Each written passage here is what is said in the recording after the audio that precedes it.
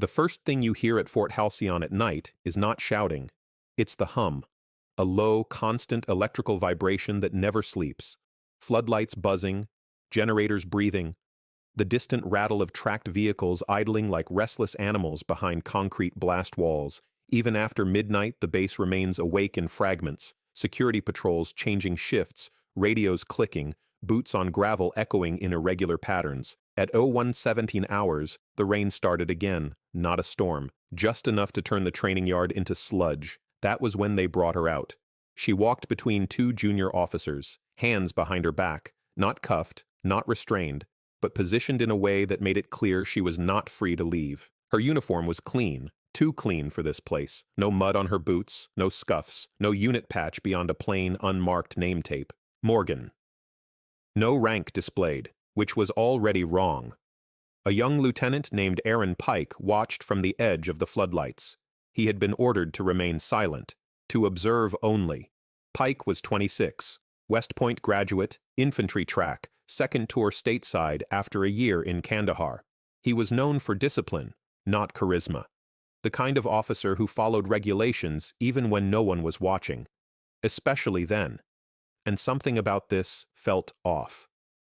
The woman they brought forward was calm in a way Pike had learned to fear, not defiant, not nervous, just still.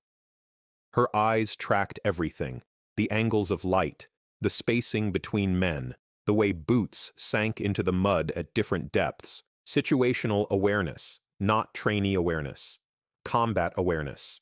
Take a bath? Someone said. It came from Captain Roland Vance. Vance was Fort Halcyon's executive training officer, politically connected, sharp-tongued, and feared by junior personnel. He had a reputation for correcting attitude problems through unofficial means. Nothing that ever left paperwork, nothing that could be traced. Vance stepped into the light, immaculate even in the rain. His boots barely touched the mud. His voice carried. "You civilians they're sending us now," he continued. "Think this is a resume booster. Think a uniform makes them equal." A few nervous laughs followed. The woman said nothing. Vance circled her slowly. "What's your name again?" he asked. "Morgan," she replied evenly. "No rank, no unit, no records that cleared my desk properly," Vance said. "You show up late. You question orders. You correct a senior NCO in front of recruits." She met his eyes. Did not blink. "You embarrassed my people," Vance said. The rain thickened. Vance looked toward the training pit, a shallow depression filled with rainwater and churned earth. It was meant for obstacle drills. Now it was a brown, stinking slurry. "Since you're so concerned about cleanliness," he said, "why don't you wash up?" No formal order, no paperwork, just implication. Two sergeants hesitated. Pike noticed that. The woman stepped forward before anyone touched her. "I will comply," she said. Her voice was calm, controlled, no tremor. That, more than anything, unsettled Pike. She walked into the pit herself. The mud swallowed her boots, then her knees. When she knelt, the water soaked her uniform instantly, cold, heavy. The smell of rot and oil rose around her. Someone laughed again, louder this time. "Lower," Vance said. She lowered herself until the mud reached her chest, face down. That was the moment Pike felt something inside him tighten, because this wasn't discipline, this was humiliation. She hesitated for half a second. Pike noticed. Anyone trained would, then she complied. She leaned forward into the mud. The water rippled. Her face disappeared beneath the surface. Brown water covered her hair, her shoulders, her back. The rain blended into the pit, masking the moment she inhaled and held it. 10 seconds passed, then 15, then 20. Someone shifted uncomfortably. At 30 seconds, Pike's mind screamed, "This is wrong."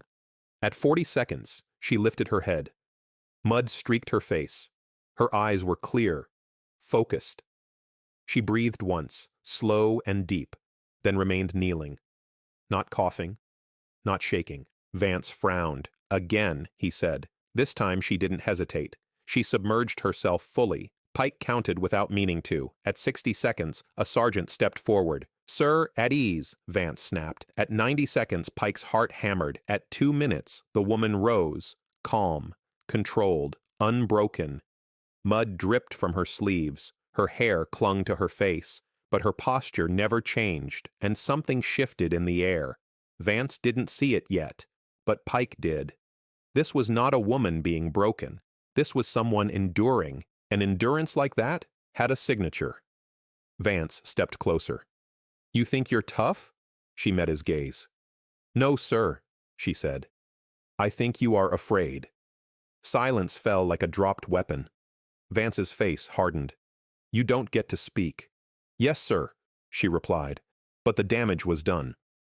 Pike saw it in the eyes of the NCOs, the way their attention sharpened, the way their loyalty wavered. Vance turned away abruptly. "Get her out of my sight. Medical check, then administrative review." The woman stood. Mud pulled at her boots, but she didn't stumble. As she passed Pike, their eyes met, just for a second. And in that second, Pike saw something that made his blood run cold.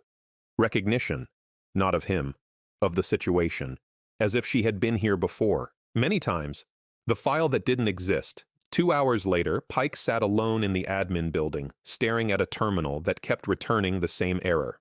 Access denied. He had entered Morgan's name into the personnel system. Nothing.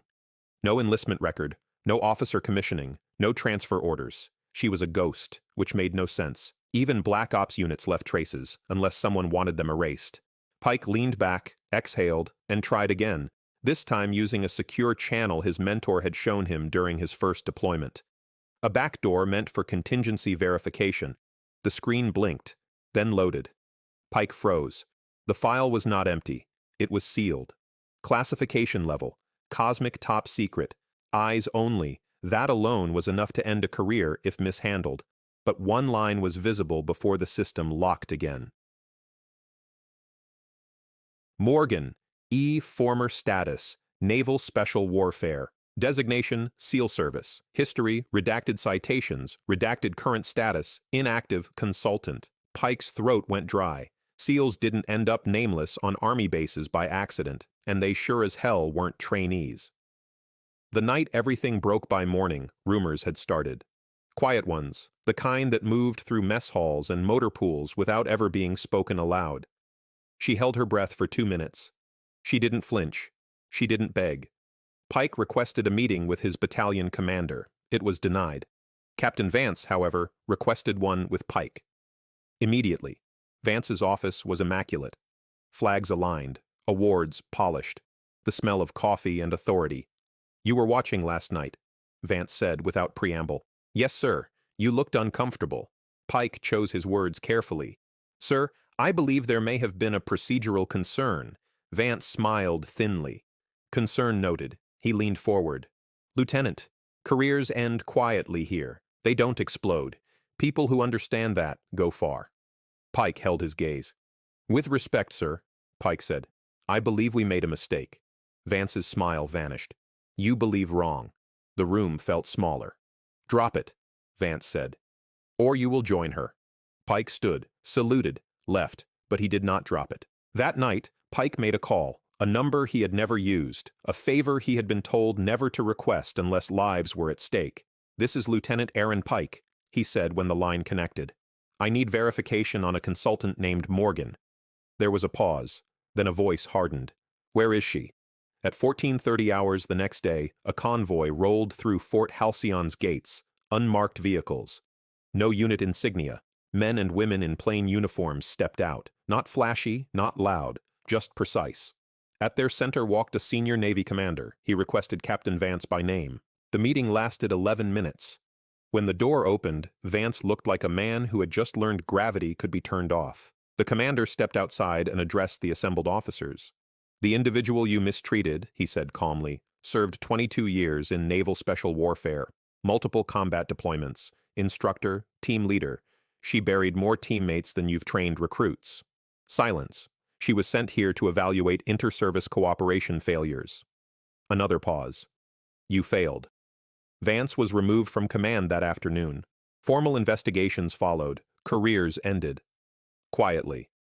Morgan was offered an apology. She declined it. On her last night at Fort Halcyon, Pike found her at the edge of the training yard. The pit had been drained. The mud was drying.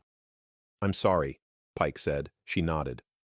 "I know. Why didn't you stop them?" he asked. She looked out over the base lights because, she said, sometimes the truth needs to be witnessed. She turned to him. You did the right thing, she added. That matters more than rank. The next morning, she was gone. No farewell, no ceremony, just absence. But something had changed. Discipline felt different after that. Quieter. Cleaner.